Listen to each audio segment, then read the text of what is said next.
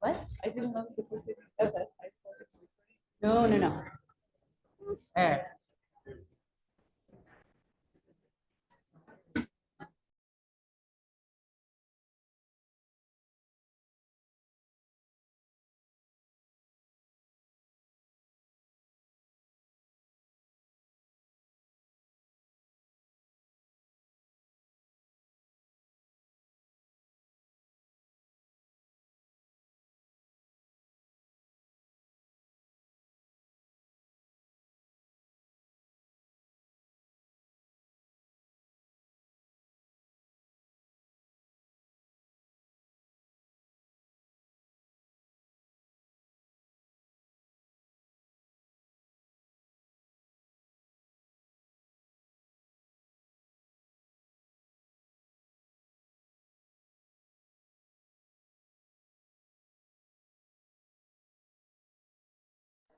There's a lot of people who haven't migrated then.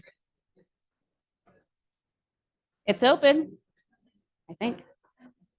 Is it locked? We'll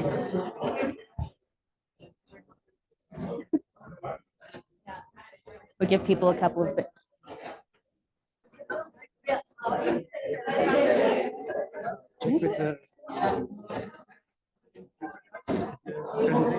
I think they are. Yeah, go ahead and you can check.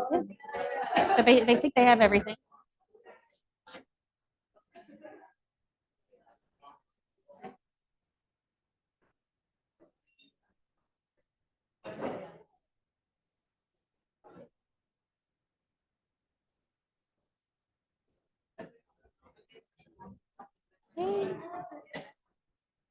Hey, are you guys ready? All right, I'm gonna pull this too.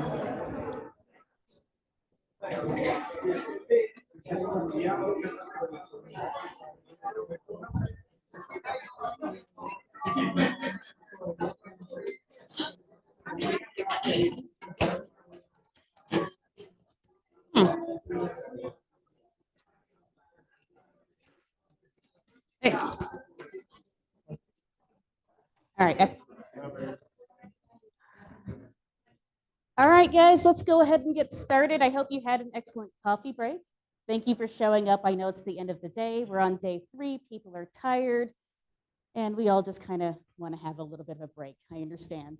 I'm going to keep the introduction fairly short because I think my first presentation gives a fairly good overview and background of Humboldt Extension, as long as I can remember what I was going to say, since, alas, I haven't looked at my slides since I submitted them on the 14th. But we are here today to talk a little bit about the Humboldt Extension. And the thing about it is, so the Humboldt Extension is a vocabulary extension to Darwin Core, to the event core. It was ratified a little over a year and a half ago. And one of the key points is, as a new extension, and even though we have documentation, even though we have an entire group of people who worked for 3 years to make this a reality, when it actually comes to implementing this with data and thinking about what it looks like and what it should look like and what we should be recommending to people and how to make this happen, we're still kind of figuring it out, right? People have different ideas of what might work best.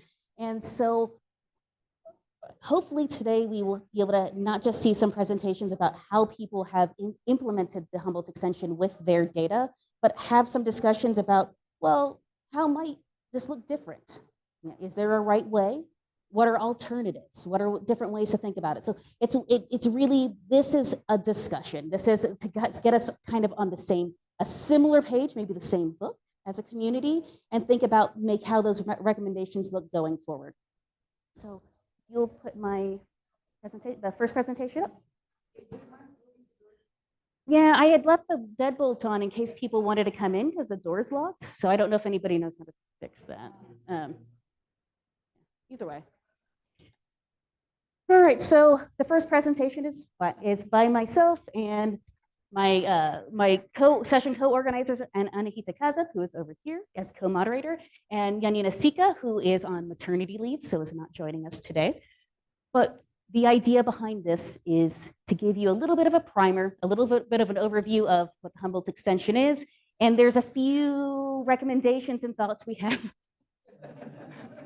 That's a little awkward. Thoughts and recommendations about some of the implementation process. So yeah, so what am I going to talk about today? Give you a little bit of overview. I want to spend a couple slides talking about thinking about how to go from our survey design to creating a Darwin Core event hierarchy. Thinking about how do we actually populate populate terms in a nested hierarchy. Cover a few tricky terms. Most of the things are self-evident, but there's a few that require some discussion. And then, of course, a little bit of wrap-up. So what is the Humboldt Extension? As I said, a vocabulary extension to Darwin Core. It took 3 years of lots of work. We met every week trying to make this happen. There's 55 terms. Now, what's the point? The point is to capture the sampling context of your data. What does that mean? It's the who, what, when, where, why, and how of your data. So you have occurrence information. How was it collected? Was it part of a structured survey design? Was it what methods were used? What was the sampling effort? And so forth. Were there target information you were looking for? Who benefits from this? There's a whole list there. And I'm actually going to say that my final statement is also a lie. Anybody with data can use the Humboldt extension as long as you're putting this in an event core context. And the reason I say that is even if you have incidental data, there's still a person doing the work. You can say there's some survey effort there. You can tell what method you did. I mean, you may have not planned it, but maybe you were out for a walk at night and you're in the Philippines and you happen to see a kingfisher sleeping and you're just like, yoink, that's a method, right? You can provide that information. It doesn't have to just be, here's this occurrence record. So it can apply to literally pretty much any data. Now, thinking about what our survey data look like, or what our biological data look like in putting this in an event context. This is easily the most difficult process of everything to do with the Humboldt extension and the event core. And what we want it to do is we want your event structure, you want your data set structure to accurately reflect your survey design without adding unnecessary levels or layers that don't add meaningful information and make it unnecessarily complex. That said, there's no single way that's correct to do it. A single data set there may be 4 or 5 options in a way to structure it. And ultimately what ends up happening is you have to choose what's best for your data in the way that you would like to represent your data or that you hope will facilitate your data to be used in one form or another. Let's look at a quick example. Hopefully it'll be quick. I'm not always wordy sometimes. So let's look at an example, a zooplankton data set. This is actually published by CSIRO. And this is a single transect that was conducted at 20 established sampling sites.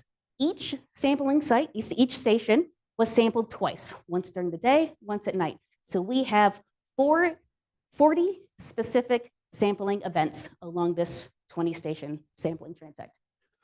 The first way that we can think about structuring this data set is the simplest. No nesting, no parent-child relationships, just a single series of 40 individual events. And so each one of those are unique unto themselves. I've sampled station 2 during the day. The thing about something like this is there's no way to see the relationship between and across those events. So there are reasons sometimes to do this. And then perhaps that's not the way that you want to represent a full survey though. The next option is to think about a simple nested data set. And simple nested data sets are essentially, think about it just having 2 levels, one parent event with 1 or more child events underneath that. And so here in this case, you could kind of think about it 2 ways. You could think about the entire project or the entire survey, and then all of those 40 individual events that we had in that simple non-nested data set that I showed you before. Or you could think about it and say, well, my station 1 is my parent event, and then I have the evening sampling and the day sampling as two separate events underneath. And so then you would have a series of 20 nested events.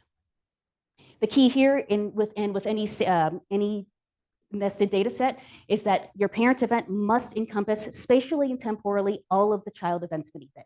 So there can't be any weird outliers in the spatial temporal coverage.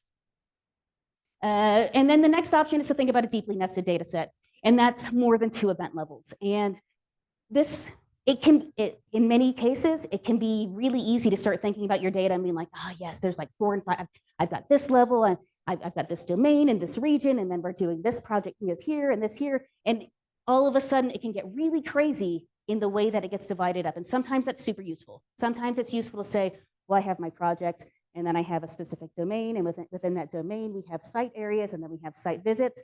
And that's actually really useful in really long-term monitoring efforts that have multiple protocols that need to be linked under one big umbrella. But when you create that unnecessarily for a data set that maybe is an isolated incident, doesn't need to be connected to other events or potentially other projects, you can actually make things much more difficult for yourself and for anybody trying to use your data. So in the, yes, move on from there. Okay, I'm not going to read all of this. I don't expect you to read all of this, but this is essentially the highlights of the next topic, and which is also the next most difficult thing to do, which is thinking about how we populate some of these terms. And the key here is you want to provide information for each term for which you explicitly have information. What you don't want to do is assume that that information, it can be extrapolated up or down in the event hierarchy. Just because it applies at this information in one term applies at one event level doesn't mean it should necessarily be concatenated up or extrapolated. And that's the nuts and bolts of this. So let's think about some guiding principles, and I'm going to give you some guiding principles and then tell you that we should think about each term individually anyway. But thinking about Boolean terms, so true, false data. So in the essence of true, false information, only applied at the correct event level. So think about a series where we have a parent event, and underneath that parent event, we have two child events. And one child event includes material samples. The other child event does not include material samples. We've provided that information. You could concatenate up and say, yes, event 1 has material samples, but then whoever's using your data has to go down and say, oh, well, which one actually has it? And so if both of these child events had material samples, well, you probably say event 1 is true as well. But if somebody has to go down and it's not consistent for all of the subsequent child events, you don't have to, but it makes it more difficult if you do concatenate it up and make people have to hunt. For non-Boolean terms, same, right? Only populate information for the correct event level. And the reason is specifically for quite a few of these terms, the information can potentially be different at every single event level, right? So thinking about a site nesting description, the way that we're describing the parent event and how our site nesting description is actually potentially going to be quite different from those child event sites, right? So you might have some subsampling in your child events, but at the parent event level, you might explain that as well as what the broader sampling schema looks like. That's it. Okay. Yep.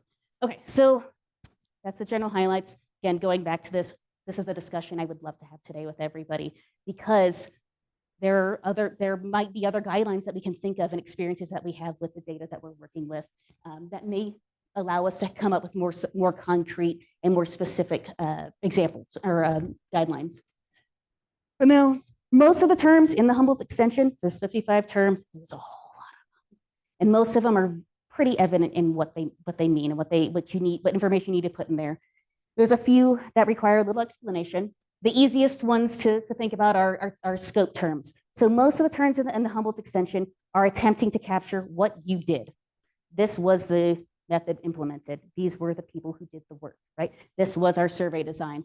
But when you get to scope, taxonomic, organismal, habitat, this is your intent. When we do this survey, we intend to capture, identify flying insects. Why is this important to distinguish what our intent is? Because if you go capture flying insects and then you also happen to, I don't know, catch a bat, well, it's flying, but it's not an insect, and you reported it, you now have bycatch. And that allows somebody to come in and say, your survey for that was definitely not complete. But with a scope, you can say, you can assess whether or not you have done a complete assessment in the area. And those are things like something distinguished like that allows you to say, well, maybe from this, do we have enough information, was there enough survey effort put in to assess absence and abundance? Do we need to go back and look again? Did we miss anything, right? The next terms are the spatial scope terms. So there are two sets of spatial scope terms, geospatial scope value and geospatial scope unit, and then total area sampled and value and unit. And so these are designed, again, to capture what the, I'm definitely over time, aren't you? Yes. Oh, super, yes, 5 minutes. All right, these are designed to capture where are we doing the survey. Now, geospatial scope, this is capturing the total area that we can possibly be sampling. But your total area sampled is exactly that. It's like we sampled 20 by 20 meters, right? So 40 meters, right? And so that's reported here. This example is coming from what's called the BioWide project in Denmark. And so this is an eDNA project. And there are 130 sampling sites across Denmark. And so we have our geospatial scope, which is the area of Denmark. And our survey sites were 40 by 40 meters squared. And I'm gonna bring you back to this though. So at individual sites, 40 by 40 meters squared, we surveyed 1,600 square meters. But going back to the points that I made about whether or not we extract, concatenate up or down, this is an example, actually it's in the guide that was just recently published, so I need to go back and make some edits. This is actually not particularly useful. Right, this is actually probably quite confusing for somebody to come in and say, oh, well, for these 130 sites, you surveyed 208,000 square kilometers, but your geospatial scope was only 42,000 square kilometers. Like that's a situation where you say, maybe we shouldn't concatenate up because that's going to just cloud the issue, if that makes sense. Sorry about that. In non-nested data sets, these two values can actually be the same number. So if you are only going out once, you don't have any child events, our study area is 40 square meters and we sample 40 square meters, they could be the same. The final term is this, delightful long term, is least specific target category quantity inclusive.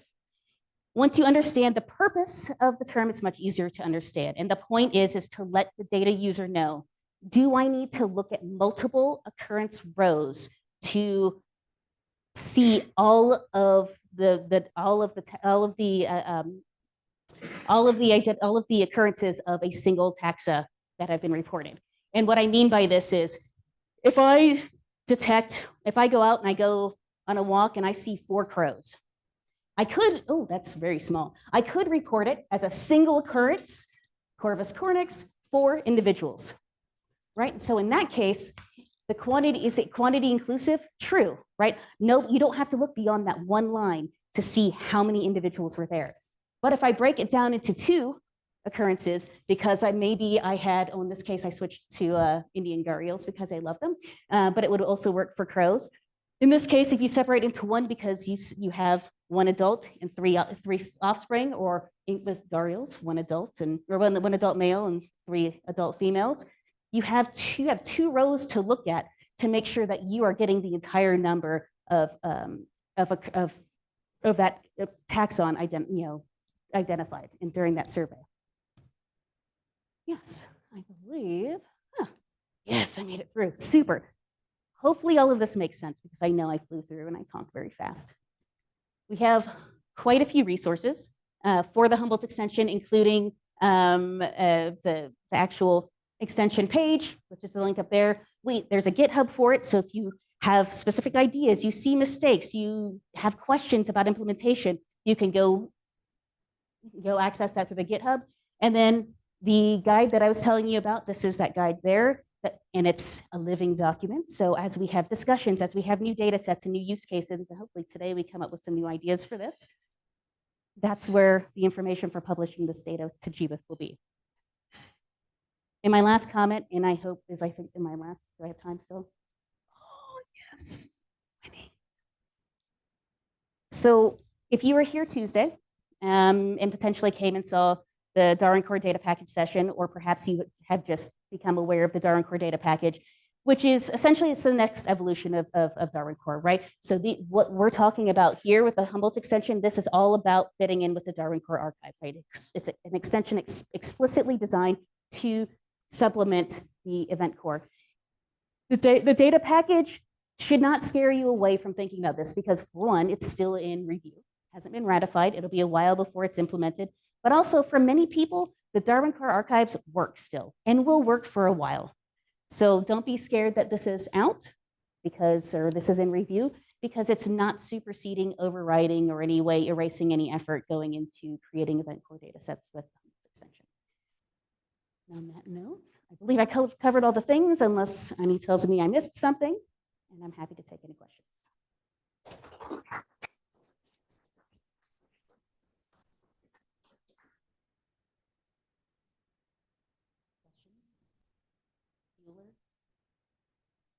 Nope. Are there any questions online? You have to talk. Okay, so I'm going to have to run over to you. You have to talk into the little mic. So when the Darwin Core package gets ratified and we start using it, so will it be backward compatible, Humboldt Extension? Excellent. Yes. So the idea is, well, for one, we will continue to support the Darwin Core archives for the foreseeable future. So even if the data package were ratified and implemented tomorrow, we would still be working with and accepting the Darwin Core archive format for several years at least. Second, yes, that is something we are definitely working on at the same time, is making sure there are tools to make sure that data sets that are in the Darwin Core, like Darwin Core archive format, can be essentially translated into and adapted to the data package. So we are working on that to make sure that those tools exist. So your hard work doesn't feel useless, right? You don't have to redo everything all over.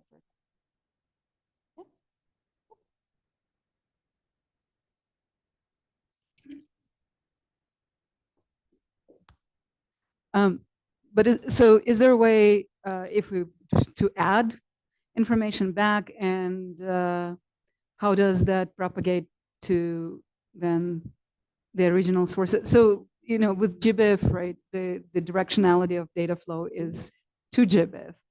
If you correct something in GBIF, if you update information in GBIF, it doesn't, what are the mechanisms that are being at least discussed of propagating the information back? As far as like the data package goes? Yeah,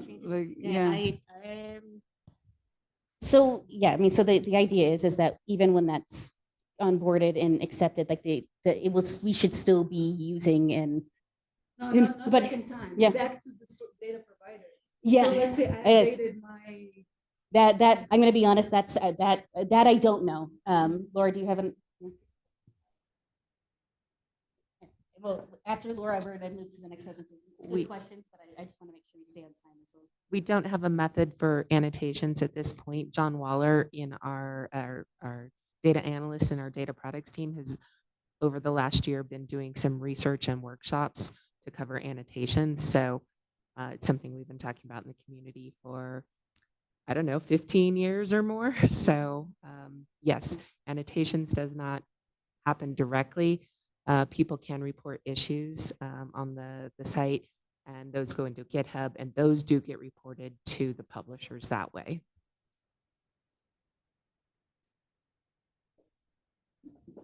Okay, thanks guys. And let's move on to our next presentation. And I need to double check my schedule. All right, next presenter is Stijn Cooleman. Did I pronounce that right? Okay, excellent. It's an excellent name. And I need to transfer this over to you. There you go, sir.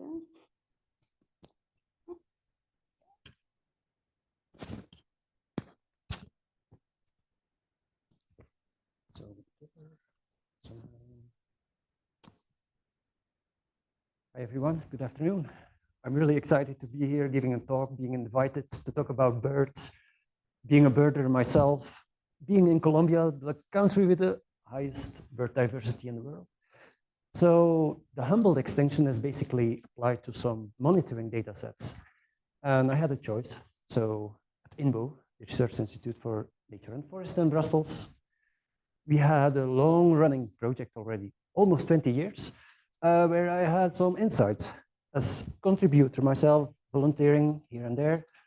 You will see during the presentation that there's an alternative, additional data set where we applied the Humboldt extension because it's giving some insights into the project and to monitoring the protocol specific nuances. So what's happening with the PowerPoint thing? Yeah, even though the trends are already nicely plotted in Flanders for different species groups, it's quite relative. When you see the percentages in accordance to the reference year 2007, typically the farmland birds unfortunately are declining, but then you see the generalists are stable and doing well. So what are the challenges basically? Well, if we extrapolate and we want to know the absolute densities, how can we calculate them? What's the difference if you have just the,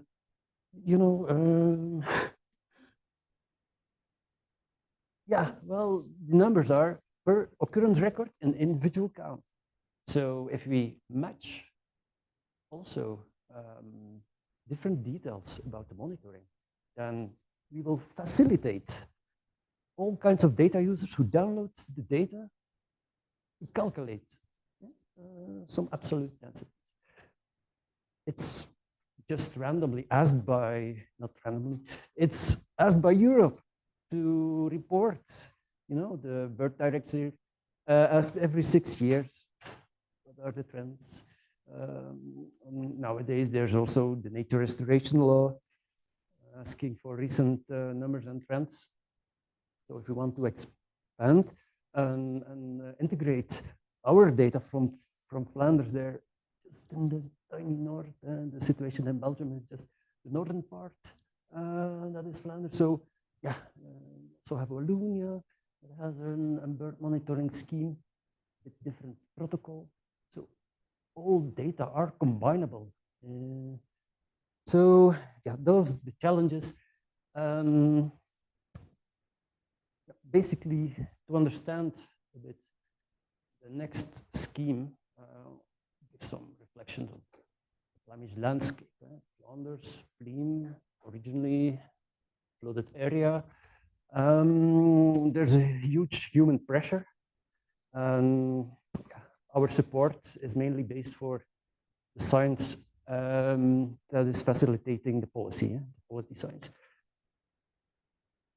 The concept basically was 1,200 squares. There are 1 by 1 kilometers. All the little blue or red squares are containing 6 points, like on a dice. In reality, they cannot be counted every visit, depending on the weather or the accessibility of the meadowland. There's sometimes 6 points counted, sometimes less. And the data set has been published over several years. There's even a second data set containing from the last 8 years, some internet, but it's containing more than 200,000 data records. So do we really have to rely on textual descriptions to go forward? So even if it's indicated what are the most important subjects of the monitoring scheme, compare for yourself if it's structured, if the metadata are structured, it's machine readable, it facilitates the calculation of indicators. Even the same for the second alternative data set in a smaller area. So where are we? Flanders, there's the left upper northwest part, does contain a little reserve. It's habitat directive, bird directive, Ramsar even is protecting wetlands, the Sven area. If we focus in on that tiny edge, does along the border with the Netherlands and the coastline, there's the green patch, and within it, we have a visiting center, a visiting place, there's a park, and having a chat at the coffee break at one of the study days. I'm at the counters there, and just like informally, Are you consistently following a strict protocol? To what extent and how many years? And what's the frequency? So by random having a survey with him, it ended up by, okay, publishing the data, why not? There's 6 points, but those points are not the same as the 6 points within the other, the Flemish oriented, because here we have 5 subsites, 3 of them are transects and 2 of them are points. And also they are not every visit counted. We all can indicate that into the structured metadata. Yeah, some difference even among the trails. Not every trail has the same protocol. It's depending, for instance, on if it's a long trail, he doesn't count all the very common species. It fits in a nested data set. We plotted it hierarchically. It's with parent event per day. It's a bit different. You can compare, like here it's ordered per site visit. And the different child events are the different subsites. It's another way to hierarchically order them within the same protocol. But there are no other, sorry, I'm a bit nervous, but getting used to talk for public. But as Kate told, there are no wrong ways to nest some data sets. So even for the second one, for the larger regional data sets, yeah, the 6 points, they are even for the same protocol. Yeah, with reference to the quick start guide, originally I saw this map. It gave me some inspiration. I could figure out that for 2 data sets, yeah, they're mapped as example 3. 2 levels. Here it comes, all the ecoterms mapped, the differences and the similarities, because they both consider birds, but in one of them, yeah, some taxa are excluded. Overflying flocks of crows, large groups of foraging herons, excluded. There you go. I won't go into all the details, but if you have questions, you can reach out to me and ask some clarifications. The only values that are underlined are mapped on event ID. The other ones are on parent event IDs. Overarching, make most sense for initial mapping by plotting everything. I might fine-tune it. It's a bit of time. So yeah, we have a sampling effort where we integrate the times that we know, and also the amount of counters. So yeah, we can express the sample effort in person minutes, person hours. And that's also facilitating a bit to bias the absolute densities. Imagine if you had 4 people at one point during 5 minutes, chance is higher that you will see more birds than there's just 1 counter on that point during the 5 minutes. The individuals, the individual count, and going back to the total area sampled, it's all plotted in numbers, retrievable and recalculatable. Yeah, it's facilitating, in a nutshell, the work program for GBIF for next year. Some points, action 1.2 and 2.2, facilitating and enhancing the capacity to share the monitoring data and also contribute to the CBD. In the end, facilitating to meet the targets of the coming Montreal Global Biodiversity Framework. Yeah. Yeah, I'll refer to some sources and then thank you.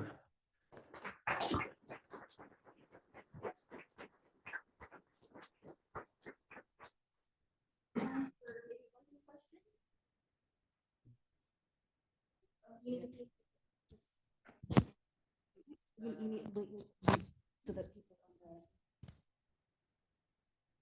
Thank you. Yeah, thank you very much. So actually, I have a kind of combined question to you and to Kate. In the case now, you know very well your sampling design. It was described somewhere, and you could find it easily. But what if we have? So my question for you is: did you have to dig a lot in the data in order to fill in Humboldt terms, because some of them are not very well described and easily available? And the questions to Kate: is it okay if we know, for example, that the data to describe some of the terms are in a scanned field note, or even in field notes which are in a book? Is it okay to write that, okay, we cannot describe, data is accessible there? So just let people know that it's difficult to extract.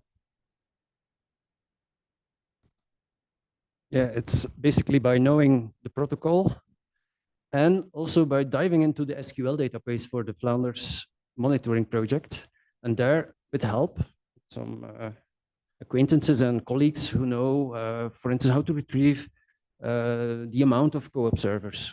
And the advantage of applying the Humboldt extension was also improving the data quality of that data set, between brackets. And for the second one, yeah, the reporting burden, if no, the cabinet or the assistants of the ministries have to read all the descriptions and the contextual descriptions of the monitoring, it's gaining time if it's machine readable. So these are really good questions, and I think it's important to remember. So the reason it's such a big deal to populate the Humboldt extension or use filling out this information is because this is the information that's often it's buried in field notes, or it's somebody looked through everything once, put it in a publication, and the publication got sent somewhere, and data got sent somewhere else, and they've just been essentially divorced for their entire lifespan. And it would be ideal if you can take the time to populate the information as much as possible. If it's not possible, sometimes resources are limited, right? Provide the link to the field notes in the field notes term, right, for Event Core, and then hopefully maybe make a note and prioritize somebody coming back later to populate that information, because it does make it much richer, much easier to access, and much likely to get lost, as field notes also disappear sometimes. And with that, let's move on to our next speaker, who unfortunately wasn't able to make it here in person today. So Guillaume Body submitted his talk as a... Oh, excellent. He's in the chat today. So hopefully he's there to answer any questions after his talk. We look forward to it.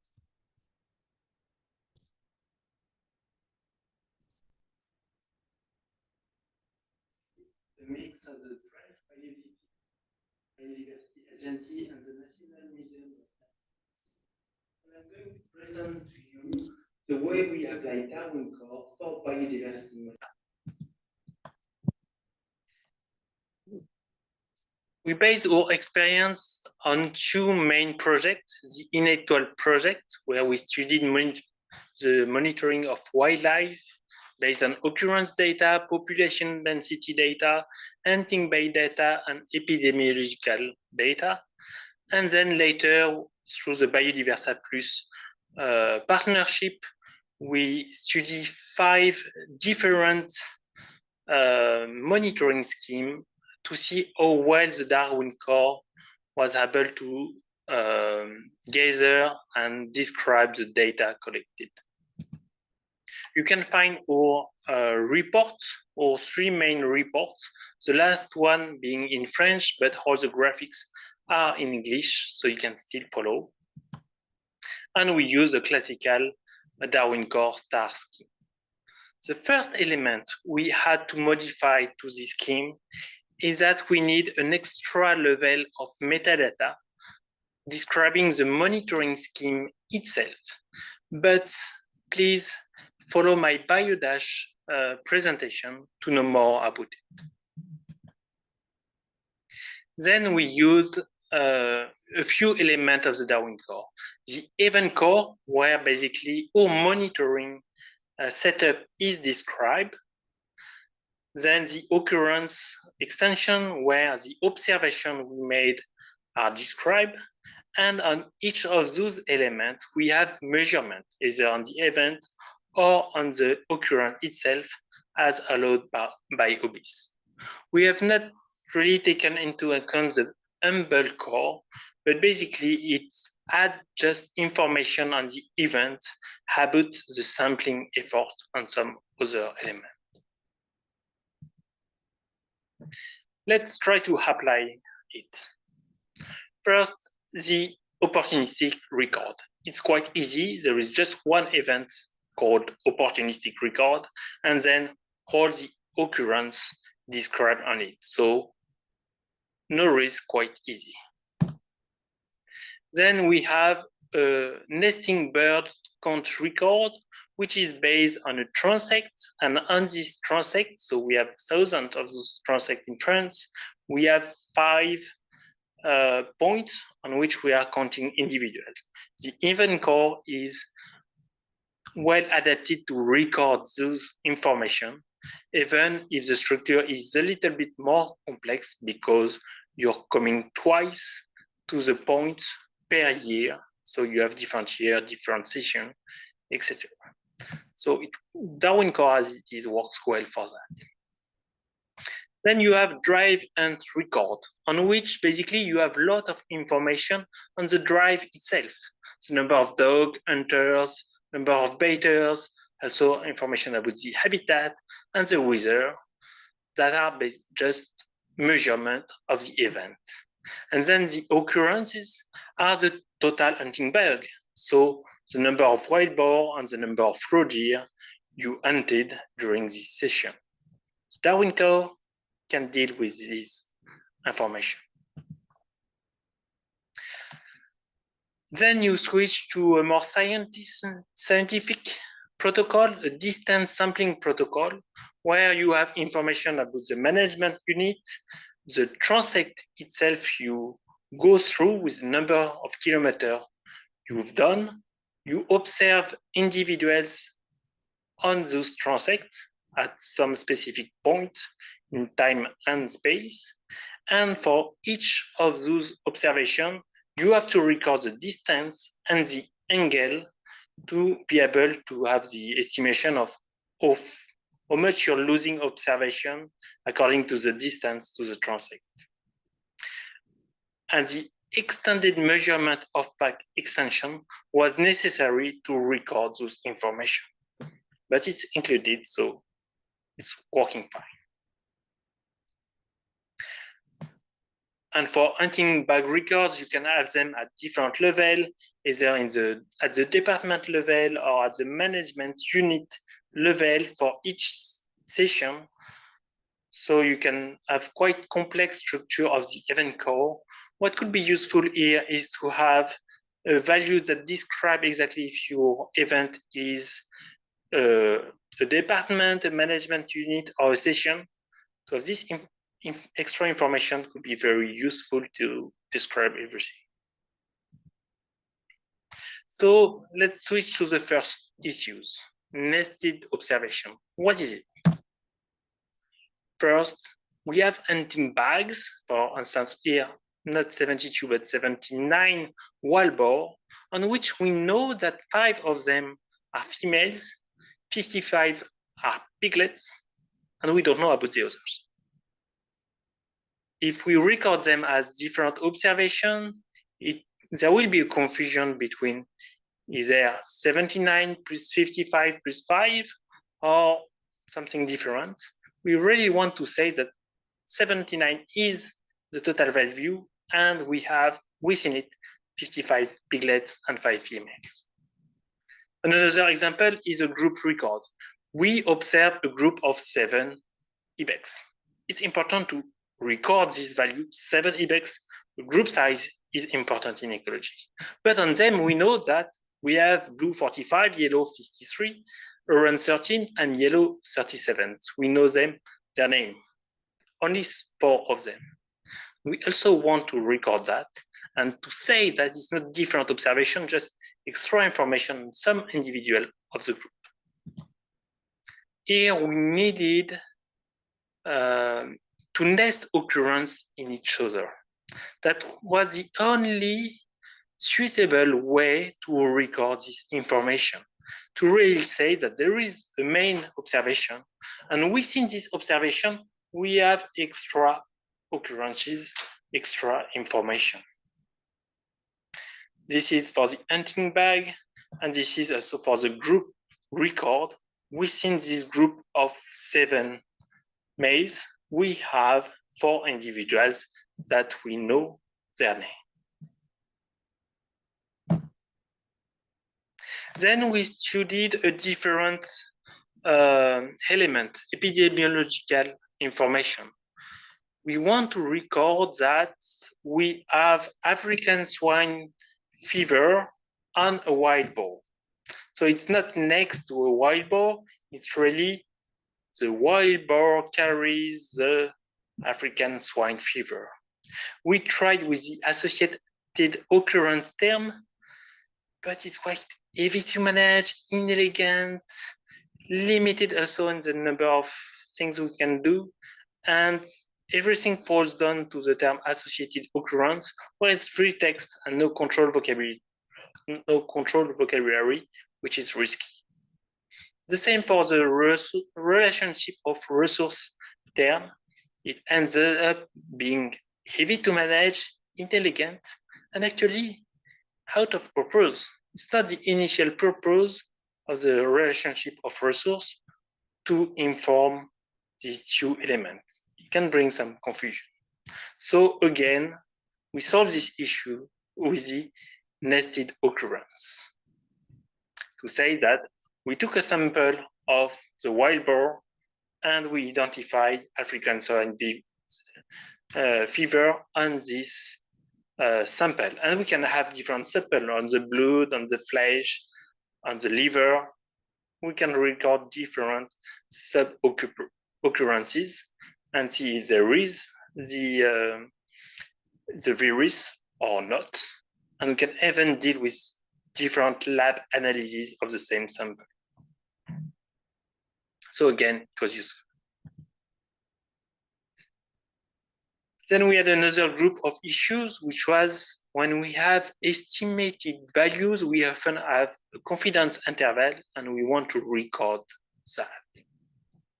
So in this example, we have a study area where we have roe deer, and we estimated that there is a density of 15 individuals per kilometer square.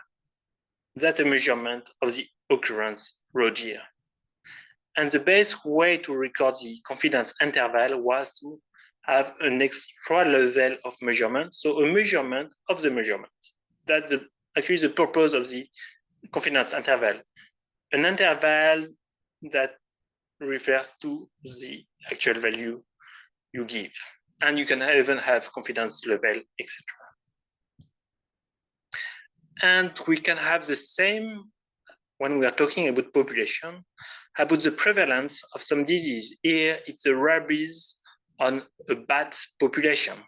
So we want to explain that there is 45% of the population of bats that carries the rabies virus, and there is a confidence interval, and we can record that using the parent measurement ID quite easily and in an elegant way.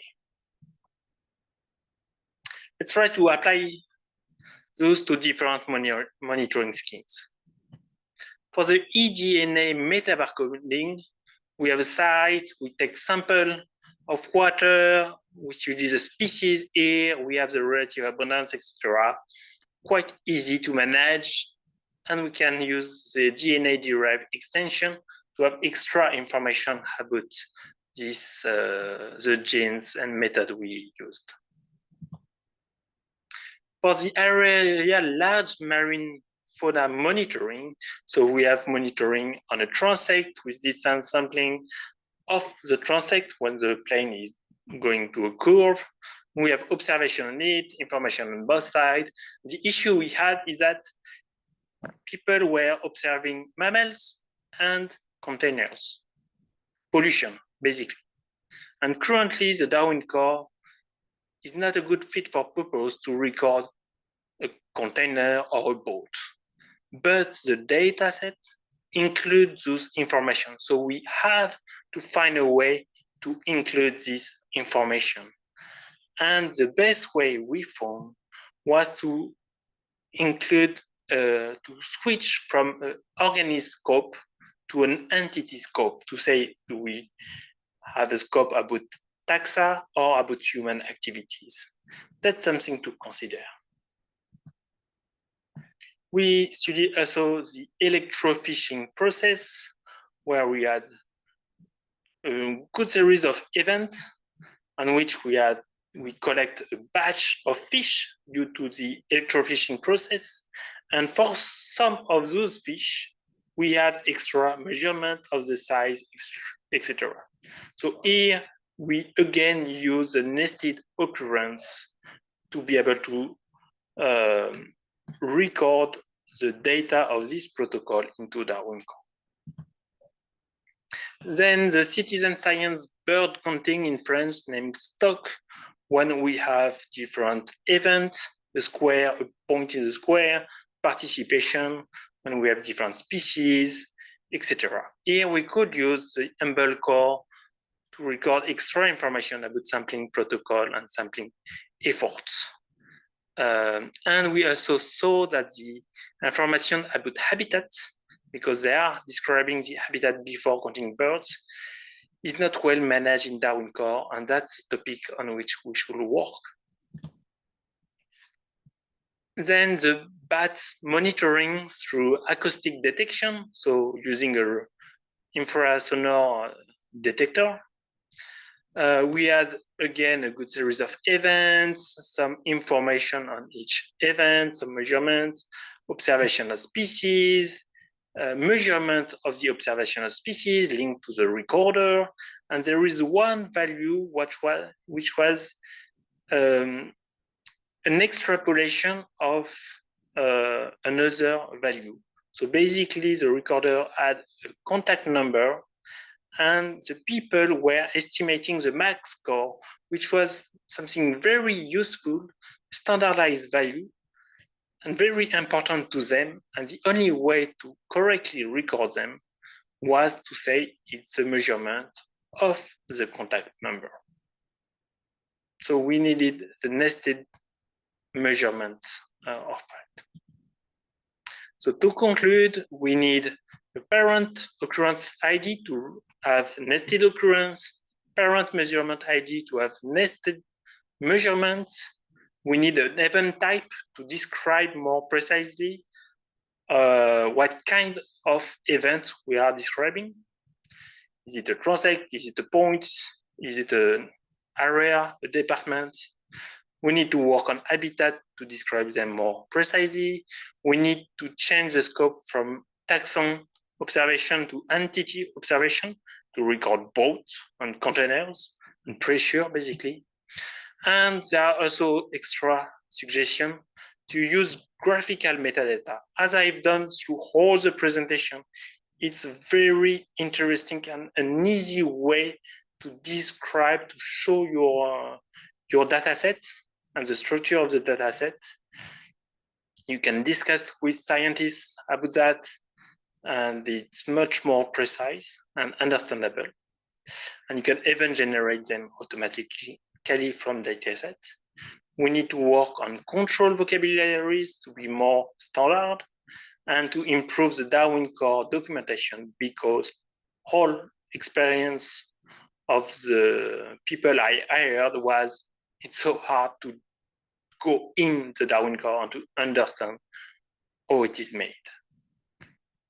So at the end, we should have this structure, and with this structure, we can work on monitoring data. I thank you very much.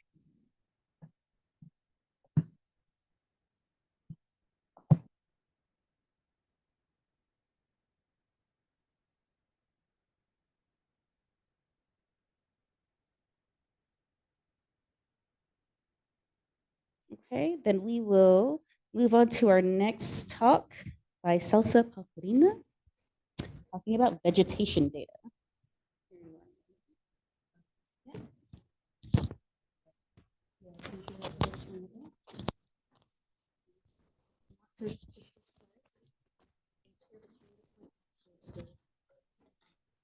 This is advancing, right? Yeah. Okay. Hello, my name is Salza. One of my roles is helping data publisher as regional support officer for GBIF. But actually, this presentation I will deliver more as my experience as a data publisher myself, with trying to apply the Humboldt Extension to a data set from my PhD. So let's start. While you read the slide, I'm not going to tell it. I'm going to show you something. Does anybody know what is that? If I put it like this, if I open it, if I do like this. So this is a tool for vegetation scientists. I consider myself one of these, and usually we spend hours with this in hand, sampling in quadrats in the field. So what is really important in our work is, until we are sure that we have not found all the species in the plots, we do not stop.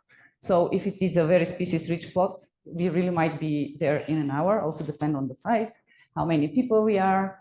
So yes, I'm talking about referring to sampling effort. Okay, I hope you read the rest.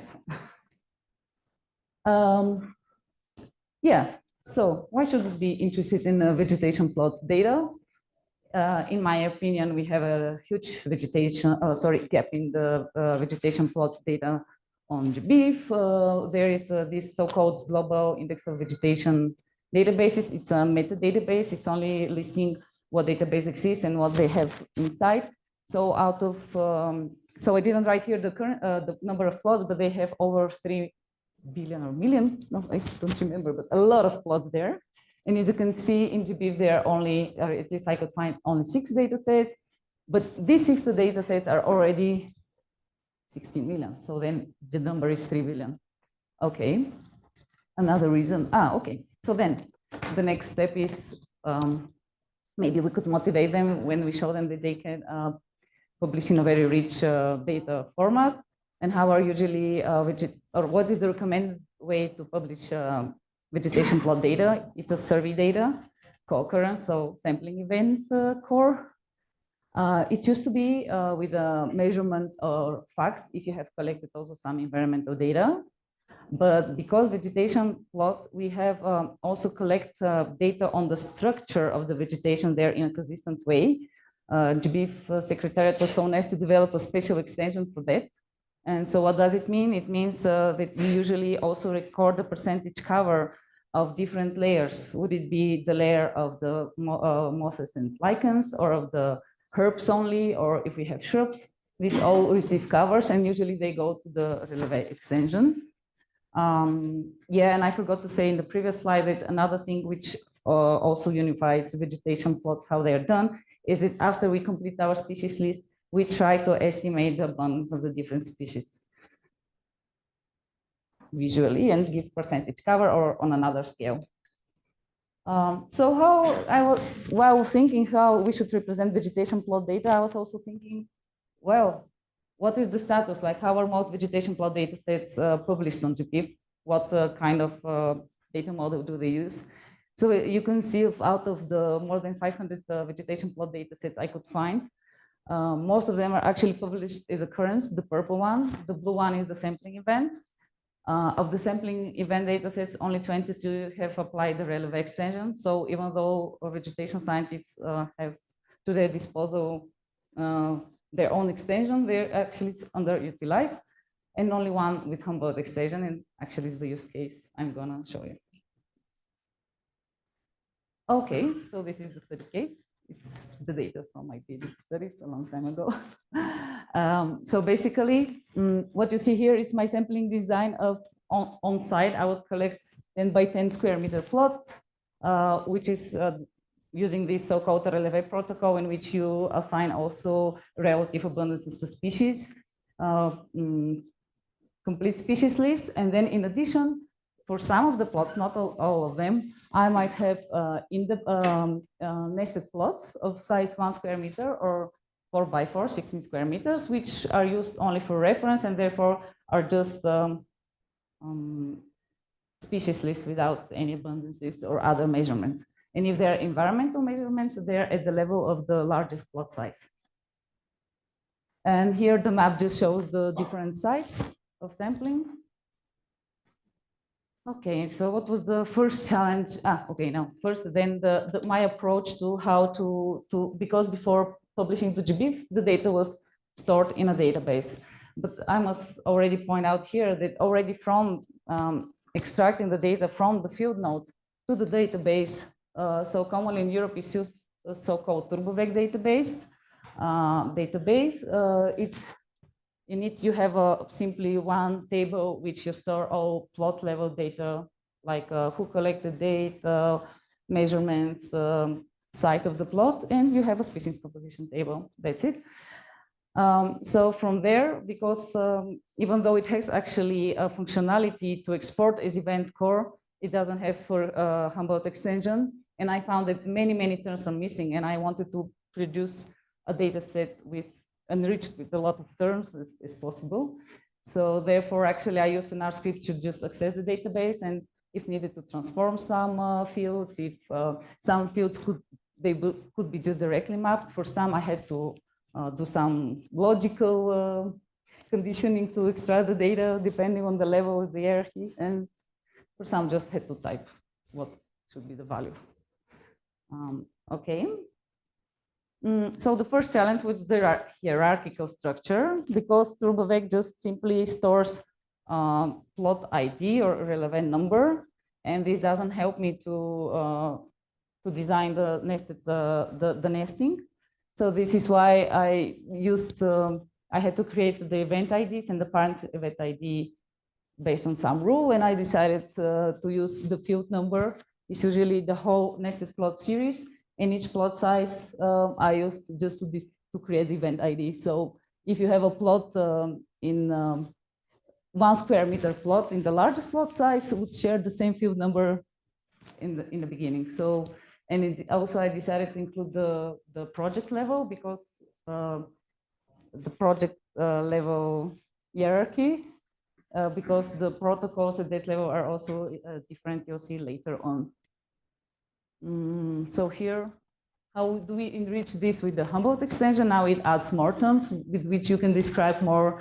I think also Stijn showed a bit of this. You could provide much more on the site nesting description, what has been used at the project level. Then we have at the smallest size level, plot size, the largest plot size, and they differ, as you can see. I just indicated some fields which could be directly mapped, other which I had to reshape to fit that. Then the sampling protocol. So the green tables here, I forgot to mention, the green tables will be the terms for the event core. And when I show a black table, it would be the events from the Humboldt extension, which enrich the event core. So here, sampling protocol could be part of the event table.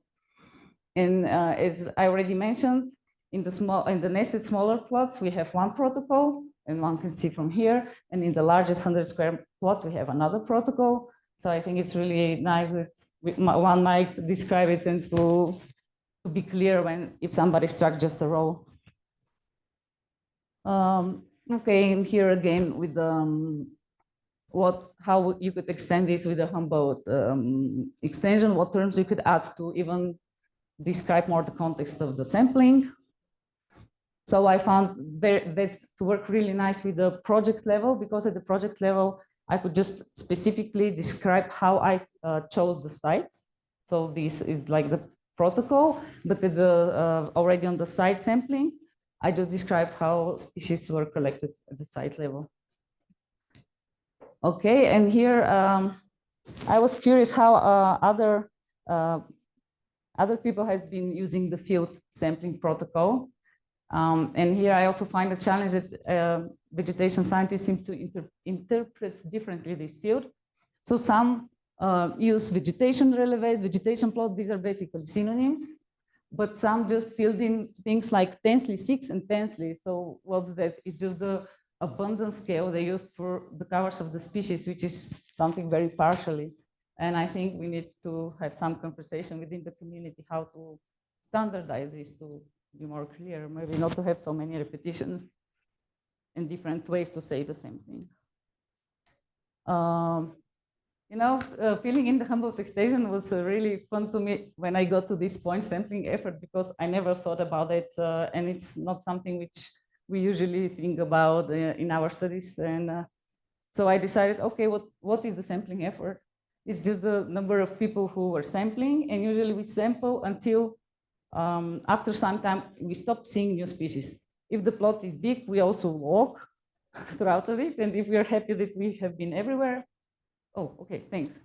Yeah, so just I think it's also a good way, and I'm curious to see when we already split and structure it into different values in Humboldt Extension. I think it would be really useful to see how this affects species regions, because there are already studies and it really affects the number of species you record in your plot. And here, the has vouchers field made me think actually that it's a thing which is difficult to extract from my data. I have to go either back to my field notes, or now actually vouchers collected from my study are already published as part of the GEC database, which also contributes to GBIF. But there is no link, I don't know. So they publish it as a preserved specimen. I publish it as a human observation, but there is absolutely no link. And also somehow the nomenclature they use is different. So this is how the same occurrence published as the preserved specimen and the human observation from my data set. And I would really like, it would be a lot of work, but I would like them to be linked, and if possible, when identification change, because some expert came to your voucher and it revised, I would like if here it could be annotated and I could be able to update the data set to be perfect.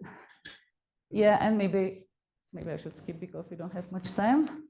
Yeah, I just want to say here that for the vegetation scientists, so in my case, this is listed, I cannot read it. This, in my case, was true, but vegetation plots very often record the same species in different layers. So actually it could be duplicated and they should be careful. In this case, this should be false. In my case, I don't have this, but yeah. And yeah, my conclusion is it's a lot of work to populate, especially because most of it is either in the field notebook or somehow not exactly. So my question is, how should we solve it? Should we continue with these post hoc solutions, or should we look for solutions how actually already from the beginning to enter our data from the field in a digitized form, which is already Darwin Core compliant, and yeah, so to extract it easily. And I think I better conclude. Thank you very much. Thank you for bearing with me.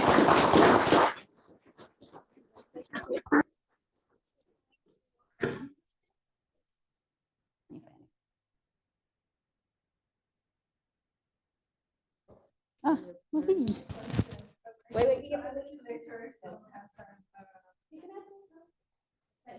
but also need to take the microphone back so people online. All right. It's very weird.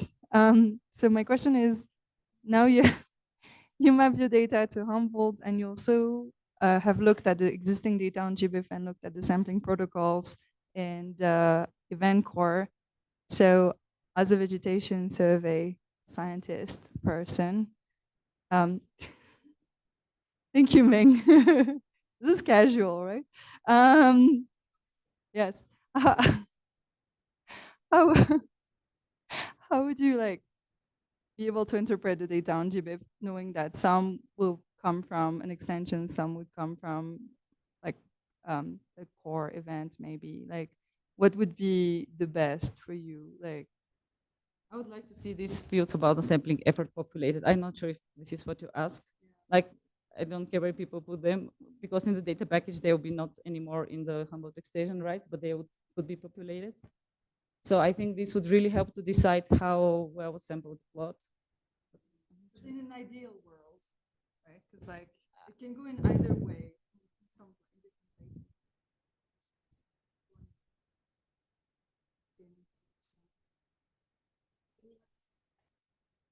Event Core has a sampling effort. Yeah, thank you. Thank you for correcting me. So right, so Event Core has one term. They have there's sampling effort, right? So but then you get into the Humboldt Extension, and we have two terms for that. So it's divided out explicitly into like a value, a unit, and then there's a field for protocol, and then a field to capture the people who did the sampling effort. And so if the question here is are you cool with it just being like one term, everything dumped into sampling effort, or is it okay being inaccessible being in the extension? No, of course I would prefer that it's divided, because then it's more easy for analysis. Then otherwise I should look at the description and do it manually. So yeah. Excellent. Thank you very much.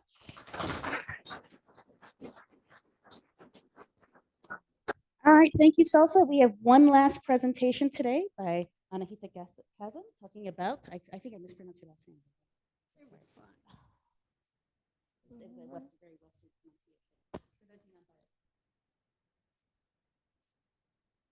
Failing to attach the microphone. Oh, so for looking at the schedule, see that names on there.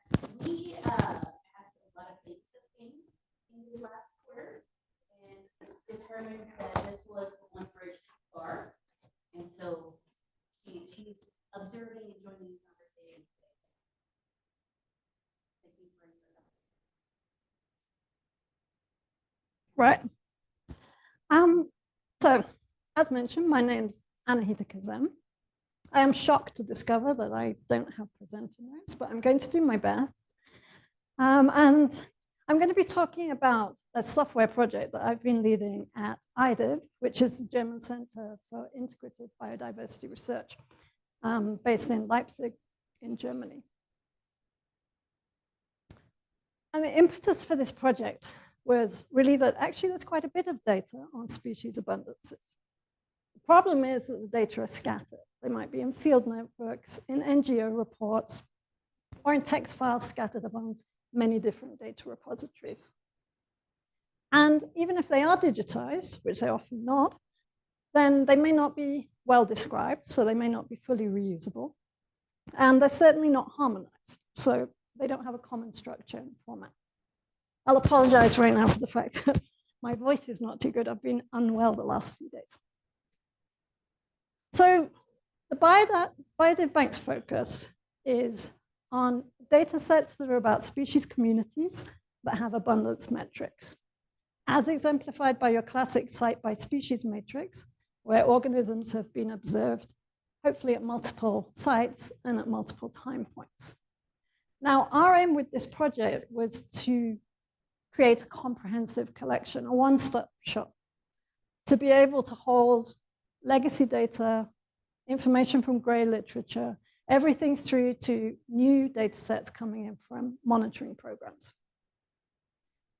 The idea was to be public, so global in reach, global in access, open to everyone. And as you might expect, coming out of a computer science-based group, we're interested in interoperability with other portals and services from the beginning.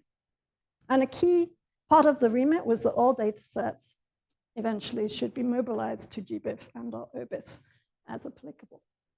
And whilst many of the data sets involved would come from traditional field surveys, the repository should be able to cope with data sets derived from other methodologies.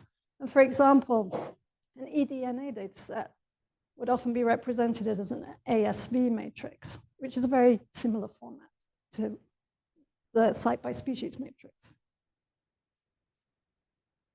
So I didn't start from scratch, obviously. We built upon an existing platform, which is called Bexis 2, which happens to originally have been built in the computer science group that I'm a member of.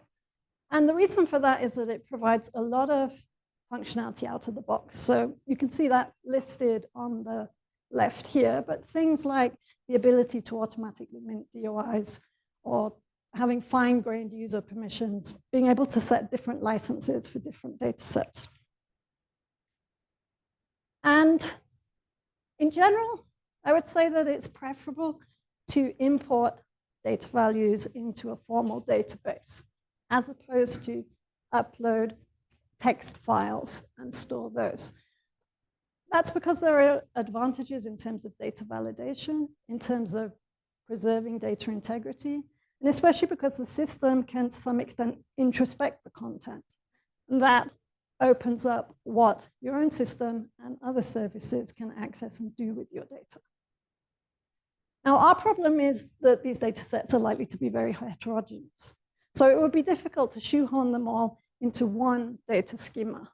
So that would be your classic relational database management system approach. It would involve dropping a lot of non-common variables. The interesting thing about BEXIS is that it's designed so that each data set can have its own unique schema into which values are imported.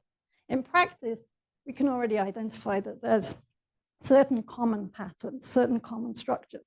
But if a given data set had some extra variables, that's not a problem. You can create a specific schema for that data set.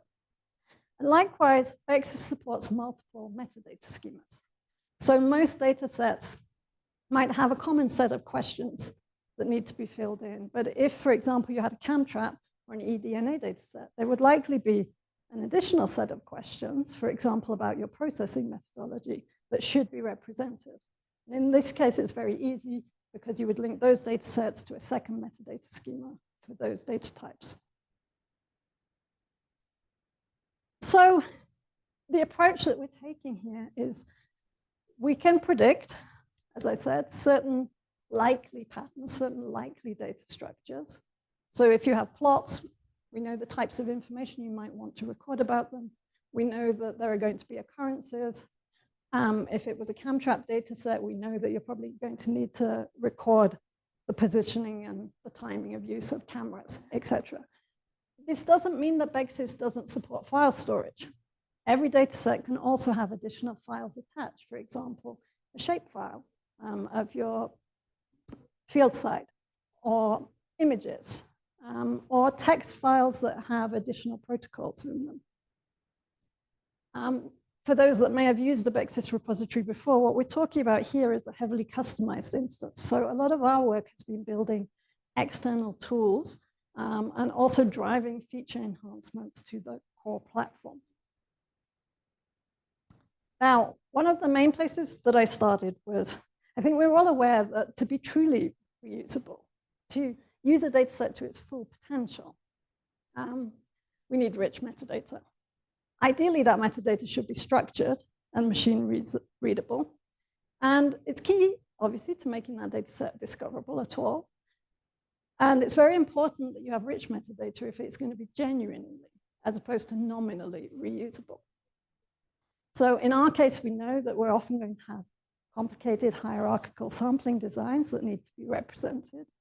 And in order to make inferences, for example, to know whether a non-detection is a case of a true absence, we know that you're going to need good information on your target scopes, on sampling effort, etc. But one problem is, and I can tell you this as a data steward managing multiple data repositories, most humans don't like entering metadata. They will do anything they can to skip every field that you give them. So my task was, how can I get people to voluntarily enter large amounts of metadata quickly, accurately, and ideally without resentment? Because then they won't come back to your repository. We should never forget that we're in competition with those generalist repositories that ask very little of you. So the approach that I've taken was to build a dynamic metadata form that incorporates graphical elements. So the logic here was that if I ask you where in a watercourse did you sample, it's often quicker and easier for you to identify that on a diagram with pre-specified response options.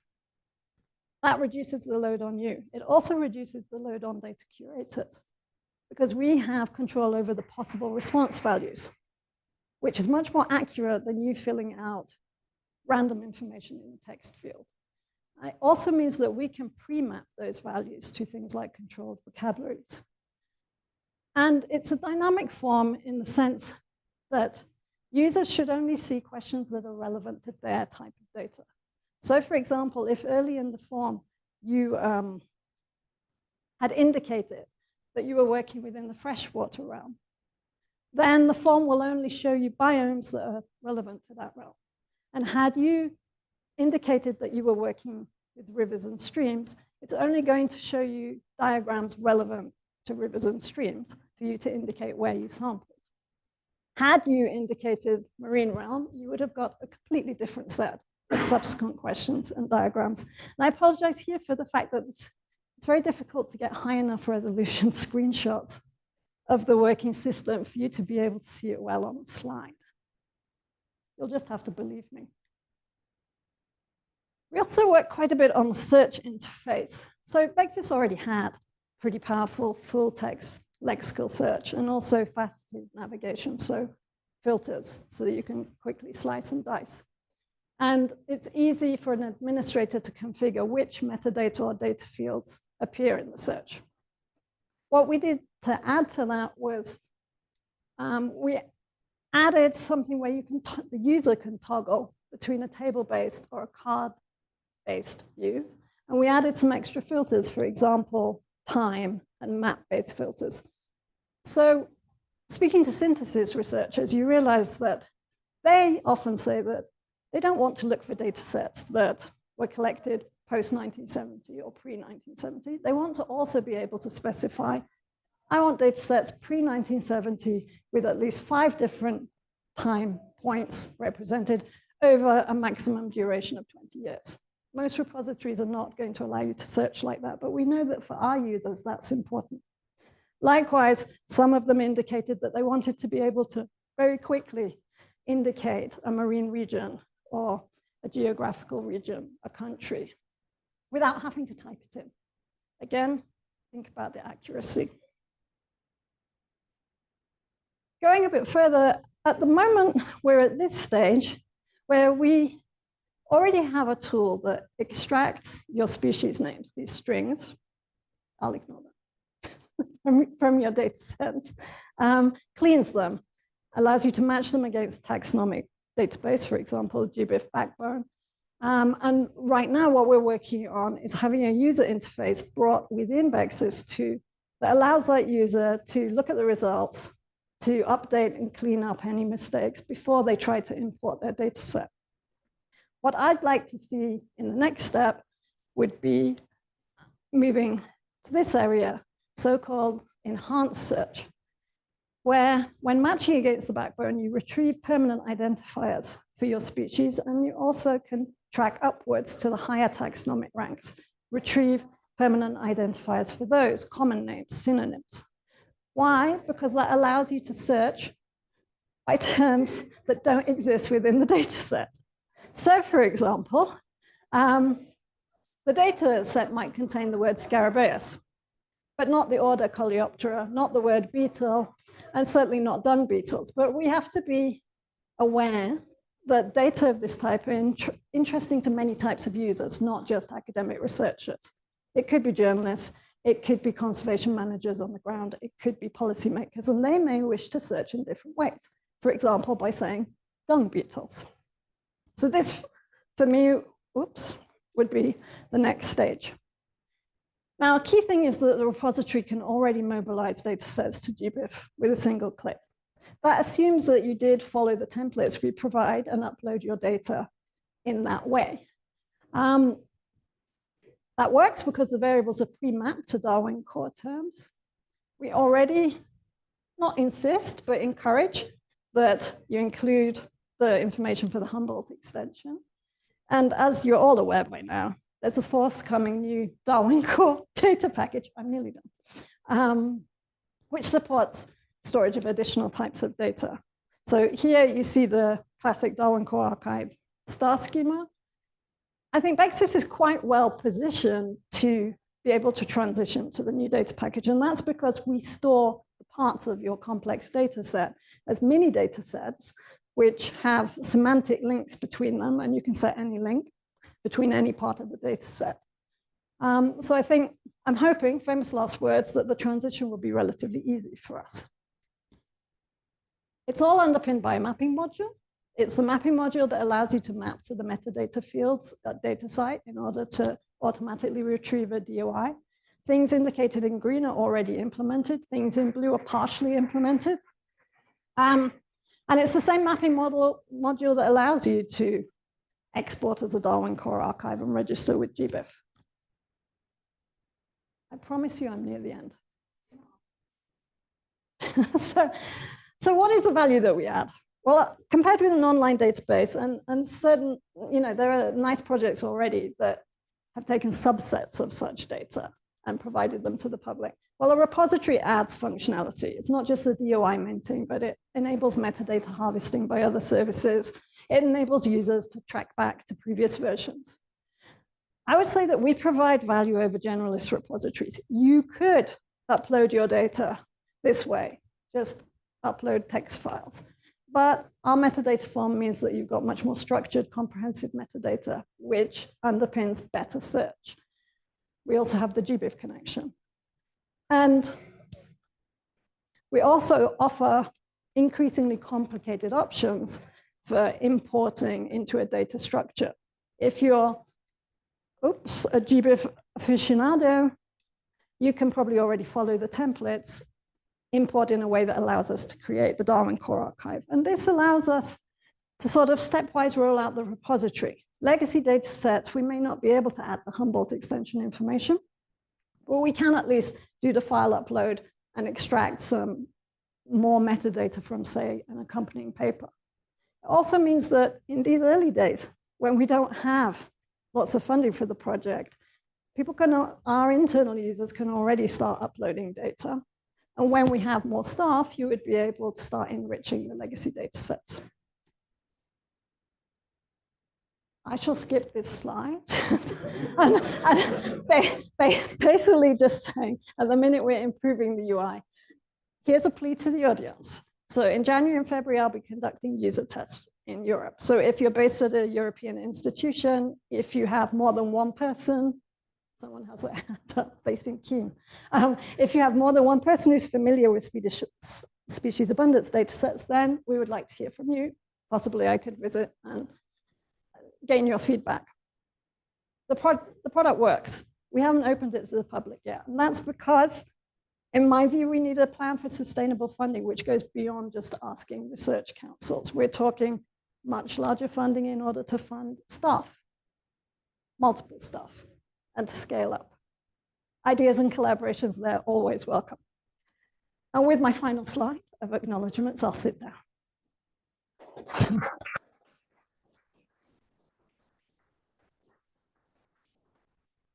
Very much for that.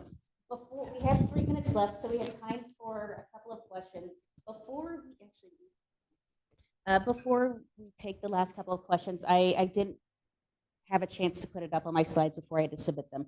But we do have on GBIF, we have a thematic hub page so if you Google biological surveys and monitoring GBIF, it'll take you to this page. And the reason I'm pointing this out is because I really would like this to become a conversation within our community, talking about bringing in event data, making them richer, making them stronger, using how we think about how we're implementing the Humboldt Extension in event-based data perspectives. And so on there is a way to subscribe to a listserv. And through that, I would like to start being able to communicate with people and working on creating more efficient communication methods, but at least this kind of gets everybody together in the same space, and then hopefully starting more frequent dialogue in the beginning of the year. So if you're interested in that, please do that. And then, yes, moving forward, like I say, time for 2 questions, unless they're really long questions. Thank you very much to all of our speakers. It was fantastic. I learned a lot. Thank you to our audience. Y'all, I know it's late. Have a great evening.